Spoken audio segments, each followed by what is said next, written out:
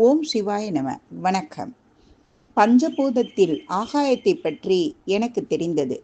முன்காலத்தில் நம் முன்னோர்கள் கட்டிய கோவில்களிலும் மேலே மூடி கிடையாதாம். அன்று ஒரு மரத்தின் அடியில் ஆவுடையார் கோலத்தில் ஈசனை கும்பிடுவார்களாம். ஆவுடையார் கோலத்தில் இருக்கும் ஈசன் சிலையும் பஞ்சபூதத்தின் முன்னிலையில்தான் இருக்கும். ஈசனும் காற்று, சூரியன், மலை, இடி இவற்றில் நனைந்து கொண்டு தான் ஆகாயத்தை பார்த்து கொண்டே இருக்குமாம். கடவுளையும் ஆகாயம் முன் வைத்து தான் கும்பிடுவார்களாம் மக்கள்.